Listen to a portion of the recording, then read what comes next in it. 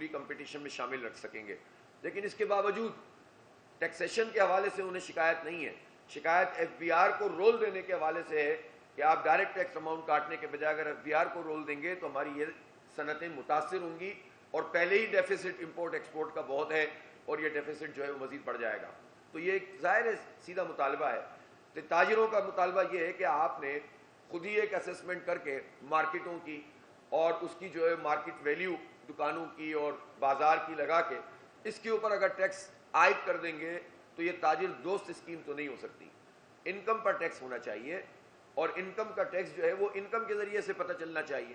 تو tax net بڑھانے پہ کسی کو اعتراض نہیں ہے, لیکن اس طرح کے اقدامات تو خود ٹیکسیشن کے عمل کو متاثر کرتے ہیں, اور لڑائی جھگڑا شروع ہو جاتا ہے, اور جو ٹیکس مل سکتا ہے وہ بھی نہیں ملتا. اس لیے حکومت بجائے اس کے کہ حالات کا ادراک کرے, نوجوانوں کی اس نفسیات کو سمجھے, یہ جو پرسپشن پاکستان کے بارے میں پیدا کر دیا اور یہ حکمران طبقے کی وجہ سے پیدا ہوا کہ یہاں پر کوئی آگے نہیں بڑھ سکتا, کوئی مستقبل نہیں بنا سکتا, معیشت ہماری تباہ ہو گئی ہے. حالانکہ پاکستان کے پاس جو اپرچونٹیز ہیں, پاکستان کے پاس تیل ہے, پاکستان کے پاس گیس ہے. ابھی ایک اچھی خبر ہمیں ملی, ہم اس خبر کو بھی انجوائے نہیں کر سکے کہ ہمیں کوہاٹ میں ایک بڑا ذخیرہ جو ہے وہ پہلے ایک اور پھر دوسرا بھی مل گیا.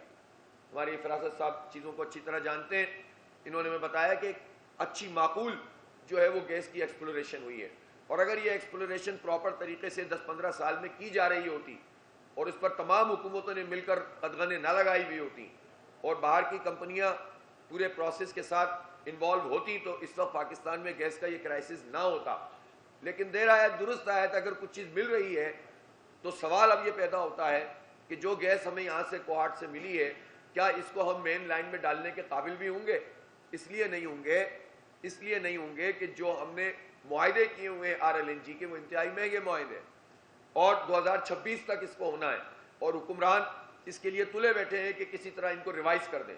اس پر بات شروع کر دی, حالانکہ ہمیں ضرورت نہیں ہے. پاک ایران گیس پائپ لائن پہ یہ کام نہیں کرتے. پاک ایران گیس پائپ لائن پہ اگر کام ہو جائے تو ہماری 25% ضرورت جو ہے وہ کم از کم اس سے فوراً پوری ہو جائے گی جیسی وہ کمپلیشن ہوگا. $18 بلین کی پینلٹی ایران نے کہا ہے کہ معاہدے میں موجود ہے. اب آپ یہ بتائیے کہ ہمیں اس بات سے آئی پی پیز کے حوالے سے حکومت ڈراتی ہے اور یہ بات کہتی ہے کہ اگر ہم نے آئی پی پیز کے ساتھ معاہدوں کو ریوائز کیا تو پھر وہ انٹرنیشنل کورٹ میں چلے جائیں گے. تو وہ کتنے انٹرنیشنل کورٹ میں جا سکتے ہیں؟ ریکوڈک کا حوالہ دیتے ہیں.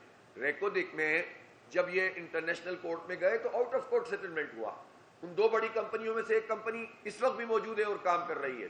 تو اس کا مطلب یہ ہے کہ ہم فائٹ کر سکتے ہیں. بات یہ ہے کہ اس سے ڈرا کر آج آئی پی پیز کا بوجھ تو ہمارے اوپر ڈالتے ہیں, لیکن جو پینلٹی پاک ایران گیس پائپ لائن ہے اس کا تذکرہ نہیں کرتے. تو پاک ایران گیس لائن اس وقت پاکستان کی بہت اسینشل ضرورت ہے, فوری ضرورت ہے, لازمی اس پہ کام ہونا چاہیے. اور اسی طرح سے وہ سارے منصوبے جو مہنگی گیس اور مہنگی بجلی والے ہیں وہ یہ تو اس ٹائم پورا ہو جائے گا, اس کو ختم کرنا چاہیے. جو آر ایل این جی والا ہے, نئی ایکسپلوریشن کا پروسیس تیز رفتاری سے جاری رکھنا چاہیے. اور اس دوران میں اسمارٹ طریقے سے آپ چیزوں کو ہینڈل کر سکتے ہیں. اب آر ایل این جی جب یہاں پر موجود ہوتی ہے تو اس کے بعد یہ اپنے ہی کنووں سے کہتے ہیں کہ یہاں اس کا پریشر کم کر دیں گیس کی ایکسپلوریشن کا. تو اب آپ مجھے بتائیے, جب وہاں سے گیس جنریٹ ہو رہی ہے اس کے جب آپ خود وزارت پیٹرولیم کہے گی کہ آپ اس کا پریشر کم کر دیں تو اس کے جو ٹیکنیکل مسائل ہوتے ہیں اور بعد میں اس کی پراپر ایکسپلوریشن میں پرابلم آ جاتی ہے. تو آپ یہ کہہ سکتے ہیں کہ خود پاکستان کے وسائل جو پاکستان کی معیشت کو آگے بڑھا سکتے ہیں اس کو خراب کر رہے ہیں, سارا انحصار اپنا امپورٹ پہ کر رہے ہیں اور اس کے نتیجے میں مسائل پیدا ہو رہے ہیں. میں سمجھتا ہوں کہ اب تمام چیزوں پر سب کو اپنا رول ادا کرنا چاہیے.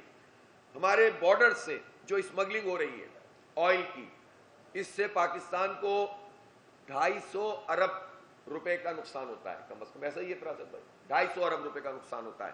اور یہ اسمگلنگ روکی جا سکتی ہے. جس طرح بلوچستان میں ہائی کورٹ کے فیصلے کے نتیجے میں ایل پی جی کو آفیشلی لیا جا رہا ہے, تو اسی طرح سے آئل کو بھی آفیشلی امپورٹ کیا جائے. اور یہ درمیان میں جو لوگ بھی ہیں جتنے بھی طاقتور ہیں, اور میں سمجھتا ہوں کہ اب یہ پروسیس شروع ہو جانا چاہیے. میں اس پر بات نہیں کرنا چاہتا فیض حمید صاحب والے مسئلے پر, اس لیے کہ یہ ہماری فوج کا انٹرنل ایک ایشو ہے. لیکن ہم یہ سمجھتے ہیں کہ اب تمام اداروں کو اس بات کو یقینی بنانا چاہیے کہ کوئی انگلی نہ اٹھا سکے کہ ہمارا فلاں ادارہ اتنا طاقتور ہے تو وہ فلاں چیز میں ملوث ہے. یہ کام کرنا حکومت کی بھی ذمہ داری ہے, اداروں کی بھی ذمہ داری ہے, اور یہ چیک کرنا چاہیے کہ اگر ہمارے بارڈر سے اسمگلنگ ہو رہی ہے تو کون کون ملوث ہے. کوئی کتنا بھی طاقتور ہو اس کو کٹہرے میں لانا چاہیے. جو ضابطہ موجود ہے, کورٹ مارشل ہے یا کھلی عدالت کے اندر لانے کا عمل ہے, اس ضابطے اور قانون اور آئین کے مطابق سزائیں دینا شروع کریں. یہ اسمگلنگ کم ہوگی, پاکستان کا فائدہ شروع ہو جائے گا. ایران کے حوالے سے کہتے ہیں پریشر بہت ہے, اتنی جگہوں سے ایران کام کر رہا ہے, کسی کو پرابلم نہیں ہے. بے شمار طریقے ہوتے ہیں دنیا میں, بارٹر پر آپ کام کر سکتے ہیں کہ جس میں جو ہے وہ اشیاء کے بدلے میں اشیاء آپ دیتے ہیں. پاکستان کے پاس الحمدللہ دینے کی بہت چیزیں موجود ہیں. فوڈ میں ہم بہت کچھ مدد کر سکتے ہیں. تو پاکستان اپنا جو اپنے ریزروز ہیں وہ بچا سکتا ہے, اپنی جو ہے وہ امپورٹس کو وہ کم کر سکتا ہے. تو یہ وہ بے شمار میجرز ہیں جس میں کوئی راکٹ سائنس نہیں چاہیے, صرف گورننس چاہیے اور ایمانداری چاہیے. جب یہ دونوں چیزیں نہیں ہوتی تو سارا بوجھ پھر عوام کے اوپر پڑتا ہے. یہی وجہ ہے کہ جماعت اسلامی نے بجلی کے بلوں پر جو بس سے باہر لوگوں کے ہو گئے اس پر ایک زبردست احتجاج کیا ہے. ہم نے امن کو ہاتھ سے نہیں جانے دیا, اس لیے کہ پاکستان مزید بدامنی کا متحمل نہیں ہو سکتا تھا. لیکن ہم اس بات کے اوپر بالکل کمیٹڈ ہیں, اور یہ کمٹمنٹ ہمارا عوام کے ساتھ ہے, اور وہ یہ کمٹمنٹ ہے کہ ہم اس معاہدے پر عمل درآمد کروائیں گے. اور اگر اس معاہدے پر حکمران طبقے نے عمل درآمد نہیں کیا, اب یہ رات 11:30 بجے 40 دن رہ جائیں گے, 5 دن گزر گئے, ہم ایک ایک چیز کا تعاقب کر رہے ہیں, اور ہم گھر نہیں بیٹھے. جس دن سے وہاں مری روڈ سے دھرنا ختم ہوا, اگلے دن جلسہ ہوا, پھر اس کے بعد لاہور میں جلسہ ہوا پرسوں, پھر کل پشاور میں ایک بہت تاریخی جلسہ. الحمدللہ لوگوں کی انوالومنٹ ہے, لوگ جماعت اسلامی کے ساتھ کھڑے ہوئے ہیں. تمام تر چیزوں کے باوجود لوگ یہ سمجھتے ہیں کہ نہیں, اگر کوئی امید موجود ہے اس وقت ملک میں تو وہ جماعت اسلامی. اور ہم بھی یہ چاہتے ہیں کہ ہم لوگوں کی امیدوں کو نہ توڑیں. اس لیے ہم پورے اس 40 دن میں بھی سڑکوں پہ موجود رہیں گے. پورے پاکستان کا وزٹ میں کروں گا, اور جلسے کریں گے, احتجاج کریں گے. ہڑتال کے لیے تاجروں سے مشاورت جاری ہے, اس لیے کہ ظاہر ہے ہڑتال کرنا ایک جمہوری آئینی حق ہے, تاکہ جو کام سیدھے باتوں سے ہمارا حکمران طبقہ نہیں کرتا اس پر ہمیں ایک جمہوری حق استعمال کرنا ہوتا ہے. اور ہم پیسفل اسٹرائک کی کال دیں گے, اور تاجر تنظیموں کے ساتھ مل کر اس کام کو کریں گے, تاکہ کوئی جو ہے وہ کنفیوژن پیدا کرنے کی حکومت کوشش نہ کرے, 2 حصوں میں تقسیم نہ کرے تاجروں کو. اس لیے جماعت اسلامی اپنا یہ رول ادا کرے گی. اسی طرح سے ہمارے پاس ملٹیپل آپشن موجود ہیں. تو ہم یہ کاؤنٹ ڈاؤن ہم نے لگایا ہوا ہے, اور انشاءاللہ پاکستانی قوم کے ساتھ ہم کھڑے ہوئے ہیں, پاکستان کے لوگوں کے ساتھ ہم کھڑے ہیں. یہ 25 کروڑ لوگوں کا مسئلہ ہے, یہ پارٹی کا پرابلم نہیں ہے, یہ جماعت اسلامی کو کوئی مراحت نہیں چاہیے, یہ پاکستان کے عوام کا مسئلہ ہے. اس لیے ہم اس کے اوپر کمیٹڈ ہیں, اور انشاءاللہ ہم حکومت کو مجبور کریں گے اس بات پر, کیونکہ خوشی خوشی تو یہ نہیں کرنا چاہتے. میں آپ کو ایک بات بتاتا ہوں, ابھی ہم آئی پی پیز کو ہی رو رہے تھے, تو آج ایک ڈیٹا میرے پاس آیا ہے.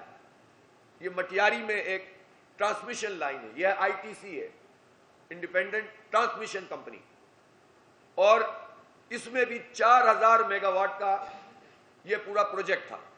یہ 2017 میں مکمل ہوا, اس کا افتتاح ہوا, 2021 سے آپریشن میں آیا. 4000 میگا واٹ کا یہ پروجیکٹ پہ $1650 ملین یعنی $1.65 بلین کی لاگت آئی. یہ ہماری ساؤتھ سے پنجاب کی طرف اور آگے کی طرف بجلی ٹرانسمٹ کرنے کا پروجیکٹ ہے, اور اس کو بھی ٹیک اور پے معاہدے کے تحت کیا گیا. 4000 میگا واٹ کے بجائے یہ صرف پہلے سال میں 1440 اور دوسرے سال میں 1540 میگا واٹ کی ٹرانسمیشن کی گئی.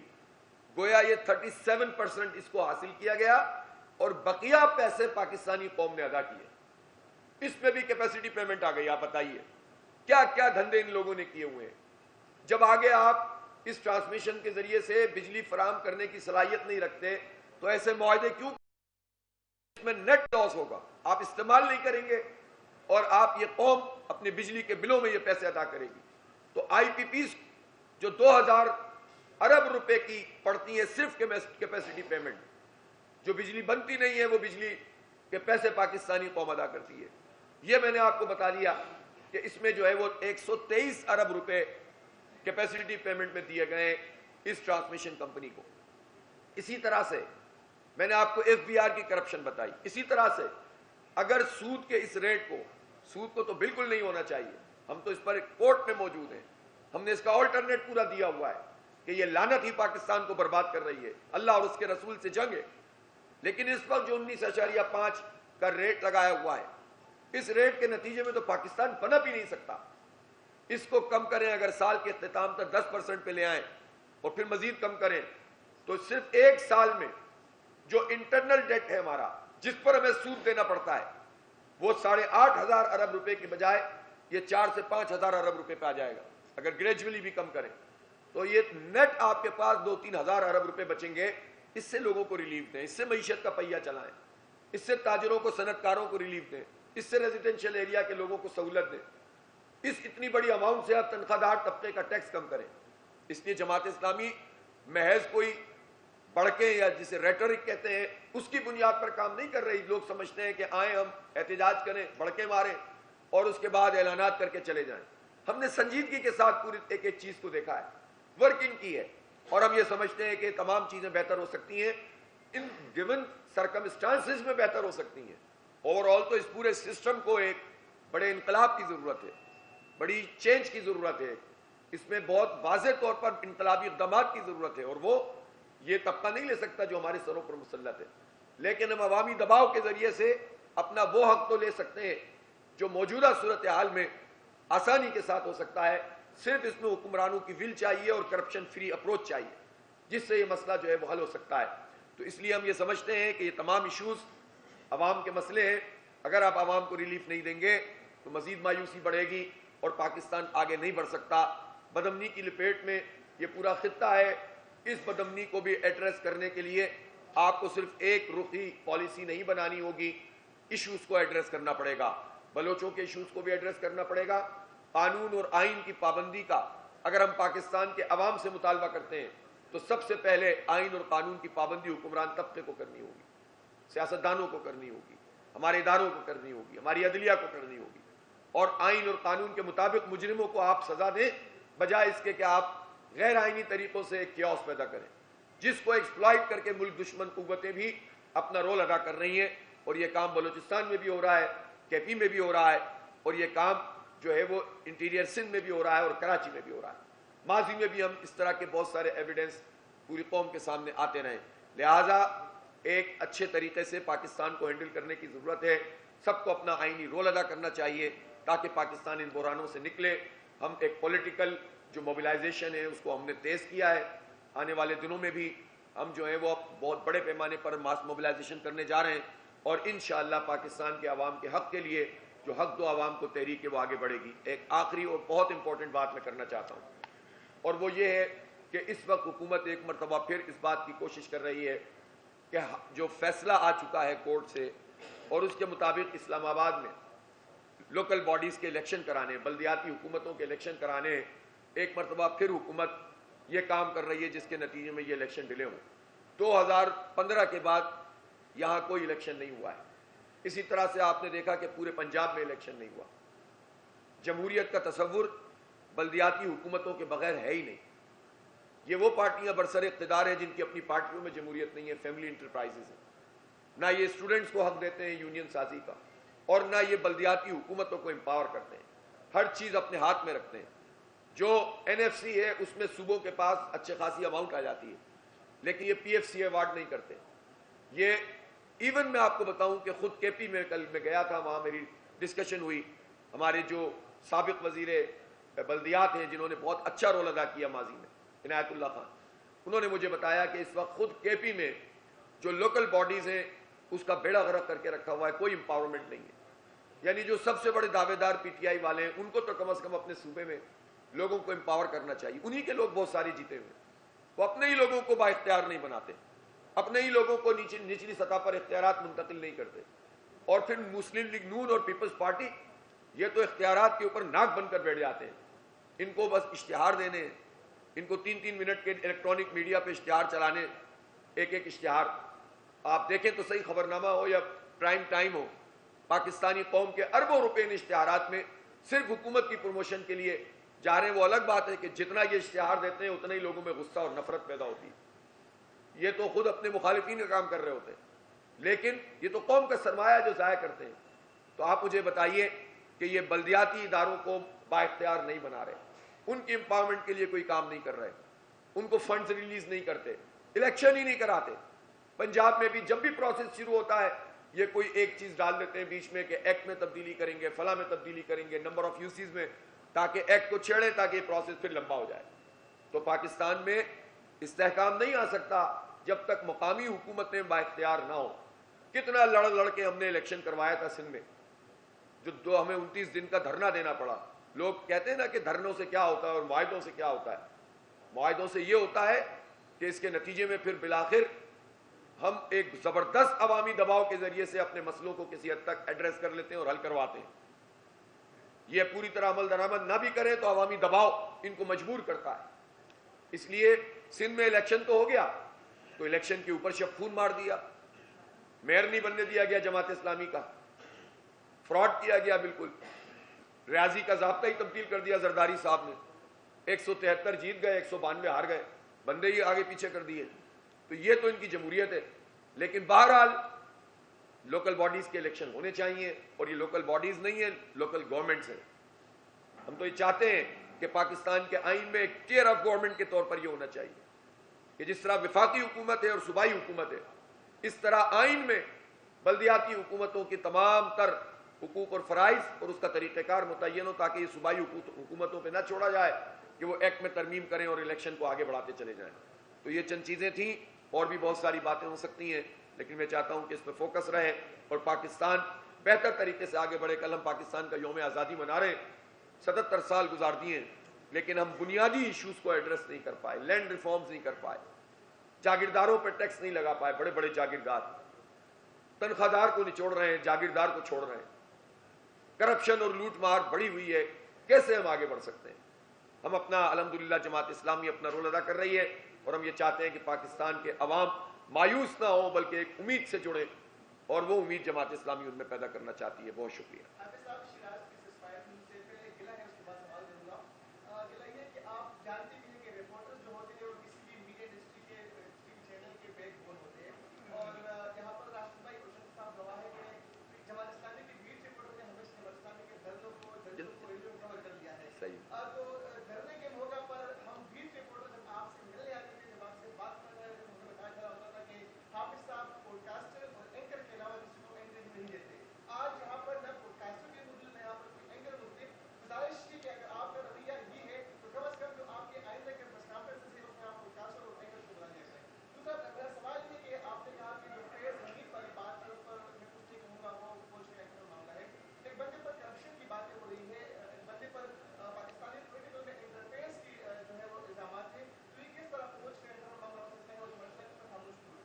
نہیں, خاموش ہم نہیں ہیں. میں نے تو اس سے بھی آگے کی بات کی ہے. پہلی تو میں آپ کی حوالے سے جو آپ کی اگر کوئی ریزرویشن ہے یا آپ کا کوئی آبزرویشن ہے جس میں بیٹ رپورٹرز کے ساتھ تو میں دھرنے کے دوران بھی میں نے گپ شپ کی تھی, ساتھ بیٹھ گیا تھا. اس وقت شاید آپ نہیں ہوں گے. انٹرویو میں ایک آدمی کتنے دے سکتا ہے, اس کو بھی تو ریئلائز کریں. چلیں اس پہ اس کو ہم ریویو کریں گے انشاءاللہ. ہمارے سینئر لوگ موجود ہیں. شمسی صاحب, آپ سے شکایت ہے, یہ مجھ سے شکایت نہیں ہے ان لوگوں کو.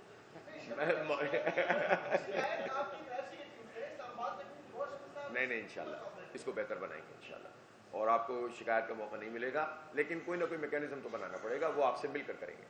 دوسری بات یہ جو آپ نے فیض حمید صاحب والی بات کی, میں بھی اس پہ قائم ہوں کہ چونکہ اگر اس پر زیادہ موضوع یہ بنے گا تو اس کے نتیجے میں جو پروسیس ہے وہ بھی خراب ہو سکتا ہے. میرا خیال ہے فی الحال ہم دیکھتے ہیں کہ وہاں سے کیا نکل کر آتا ہے, پھر اس کے بعد سارے استحقاق ہمارا ہے کہ ہم اس کو آئین اور قانون کے ضابطے پر تنقید بھی کر سکتے ہیں, گفتگو. لیکن میں نے تو اس سے آگے کی بات کی ہے, وہ سارے لوگ بھی اگر وہ اداروں میں موجود ہیں اور وہ جن کے بارے میں یہ امپریشن اگر موجود ہے کہ اسمگلنگ ہو رہی ہے ان کی موجودگی میں, اور وہ ان کے پاس اختیارات بھی موجود ہیں, تو اس پر بھی آرمی چیف کو نوٹس لینا چاہیے اور ان سب کے خلاف کارروائی کرنی چاہیے. اب پاکستان متحمل نہیں ہو سکتا کہ کسی بھی ادارے کے حوالے سے کرپشن کا کوئی الزام یا پرسیپشن جو ہے وہ ڈیولپ ہو. اگر چیزیں بہتر کرنی ہے تو سب کو اپنا رول ادا کرنا ہوگا. جو جتنا طاقتور ہے جب وہ رول ادا کرے گا تو باقیوں کے لیے خود بخود راستے کھلتے چلے جائیں گے.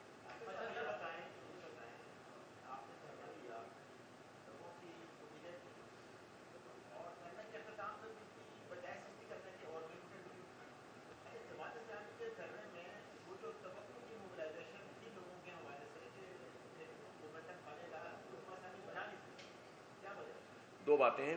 ایک بات تو ظاہر ہے اس کی وضاحت ہو چکی ہے کہ فیول ایڈجسٹمنٹ چارجز ہر مہینے بجلی کی لاگت کے علاوہ لگتے ہیں. ٹھیک ہے, اور میں اس کو جسٹیفائی نہیں کرتا.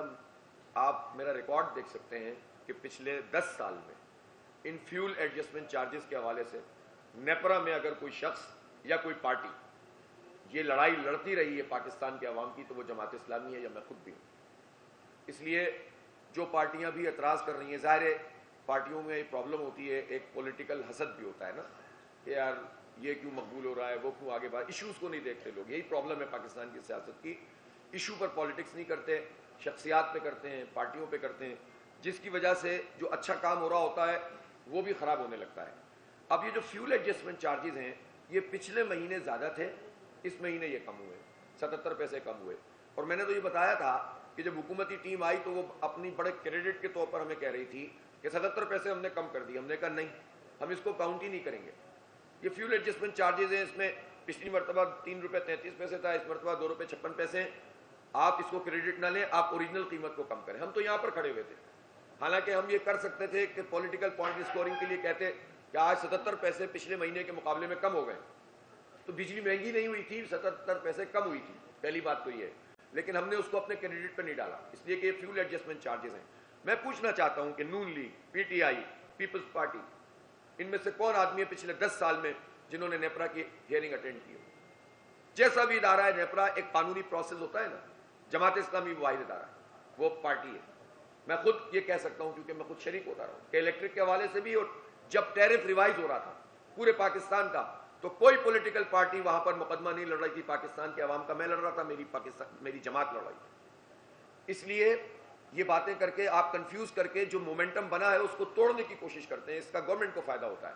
میں ان تمام پارٹیوں اور ان کے ورکر سے کہنا چاہتا ہوں کہ اس وقت مسئلہ یہ ہے کہ گورنمنٹ سے ہمیں اپنا حق حاصل کرنا ہے. اگر جو کام کر رہا ہے اسی پہ تنقید شروع کر دیں گے تو گورنمنٹ تو بڑے مزے کرے گی, ہمیں آپس میں لڑوا دے گی اور جو چاہے گی کرے گی. ہمیں تو سب کو مل کر اپنا فوکس حکومت کے اوپر دباؤ ڈالنے میں کرنا چاہیے, اور کریڈٹ سارے لوگ لے لیں, ہمیں اس سے کوئی غرض نہیں ہے. جہاں تک مومنٹم کی بات ہے, اگر مومنٹم کا تعلق اس بات سے ہے کہ ہم جاتے اور یلغار کرتے اور پولیس ہمیں روکتی, گولیاں چلاتی, بندے لاشیں گرتی, اور جو ہے وہ پولیس والے بھی زخمی ہوتے, کیوس ہوتا, اور جماعت اسلامی کہتی ہم نے مومنٹم بنا دیا, تو یہ کام ہم پہلے دن بھی کر سکتے تھے. ہم نے یہ راستہ اختیار نہیں کیا, اس لیے کہ ہم یہ نہیں چاہتے کہ ایشو ایک طرف رہ جائے, پارٹی ایک دم فلیئر اپ ہو اور اس کے بعد دوبارہ سے جھاگ کی طرح سارا مسئلہ بیٹھ جائے. ہم نے مدبرانہ کام کیا. ہم نے 14 دن بیٹھ کر وہاں پر ایک ایک بچے کو یہ رٹوا دیا کہ آئی پی پیز کیا ہے اور کیا ظلم پاکستان کے ساتھ ہو رہا ہے. پھر ہم ایسے اٹھ کے نہیں آ گئے, ہم نے ایک ایسا معاہدہ کیا ہے جس کا ہم تعاقب کر رہے ہیں. 40 دن رہ گئے ہیں, میں روزانہ کاؤنٹ ڈاؤن کر رہا ہوں, اور آپ دیکھیں گے انشاءاللہ, مجھے اللہ کی ذات سے امید ہے کہ ہم پاکستان کے عوام کا حق لیں گے. ان سے چیزیں بہتر ہوں گی. یہ خود نہیں کرنا چاہتے, ہم کروائیں گے اللہ کی مدد سے اور پاکستان کے عوام کے تعاون سے. اور جو پروپیگنڈا ہے انشاءاللہ دم توڑ دے گا, اور لوگوں کو پتہ چل جائے گا کہ جماعت اسلامی معاہدے کر کے گھر نہیں چلی جاتی. جماعت اسلامی معاہدوں کا تعاقب بھی کرتی ہے. پوچھنا ہو تو ملک ریاض صاحب سے پوچھ لیجئے.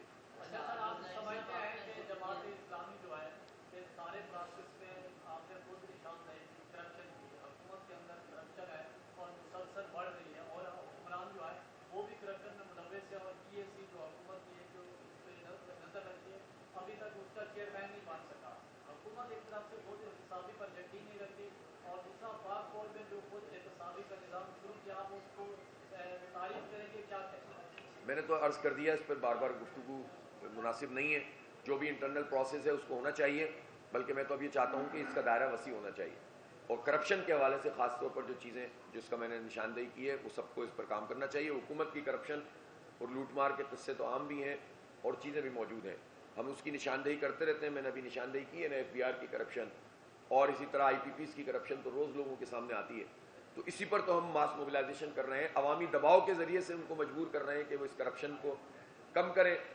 اور جب ایک عوام کا خاص مومنٹم بن جائے گا, جو کہ ہم نہیں چاہتے کسی فساد کے نتیجے میں بنے, انتشار کے نتیجے میں بنے.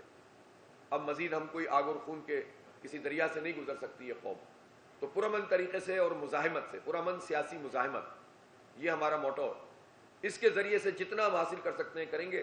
پھر اللہ نے چاہا تو آگے کے بھی حکمت عملی ہمارے ذہن میں ہے, لیکن اگر حکمران نہیں باز آئیں گے تو پھر اور ایگریسو اقدامات کریں گے.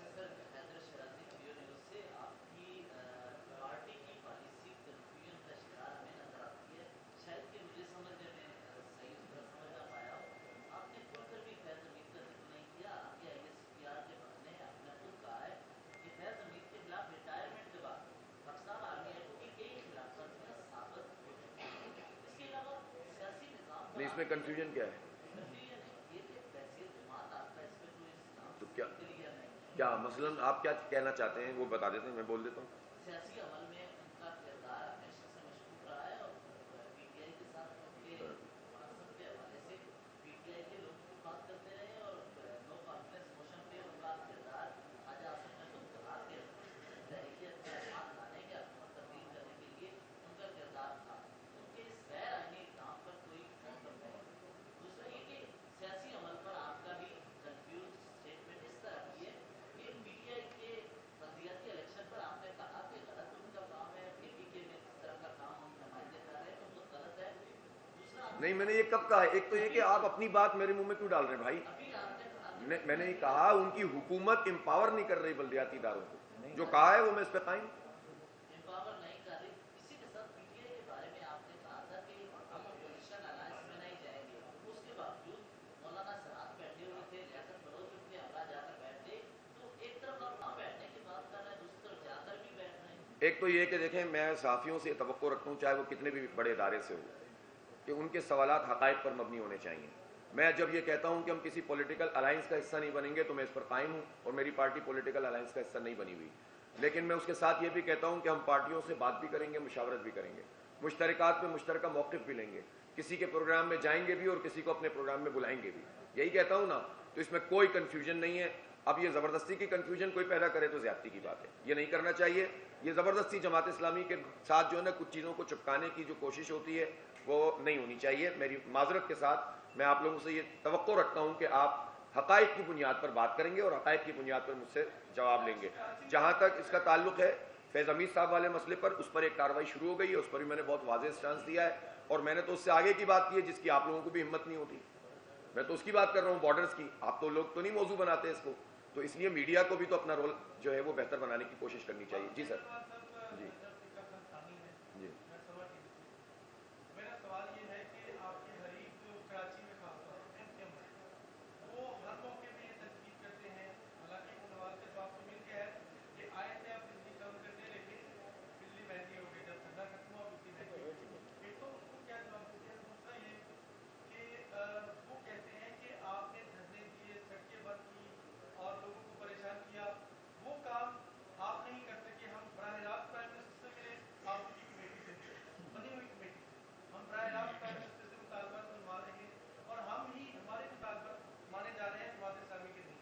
آپ ذرا حقائق سامنے رکھیں. یہ حقائق کی اس میں گزرنی ہے. ایک تو ایم کیو میں ایک مسترد شدہ جماعت ہے. کراچی حیدرآباد کے لوگوں نے اس کو ٹوٹلی ریجیکٹ کر دیا، اور اس کو 2% بھی تنی ووٹ مل گئے ہوں تو بڑی بات ہے. وہ بھی ان کو پہلے سے چونکہ بکس دی گئی تھیں وہ کہیں کہیں ڈالنے میں کامیاب ہو گئے تھے. ورنہ تو ان کے جو فارم 45 کے مطابق 5,500 پولنگ اسٹیشن میں سے ایک بھی نہیں جیتے یہ. ٹھیک ہے. تو ایک مسترد شدہ پارٹی جس کو زبردستی مسلط کر دیا گیا، اس پہ میں کیا کمنٹ کروں؟ اگر اتنی ان کے اندر کچھ ہوتی تو 40 سال سے ہر حکومت کا حصہ ہے تو لوگ ووٹ ڈالتے ہیں نا پھر انہیں. تو وہ اس لیے اس پر تو میرے خیال بنتا ہی نہیں ہے.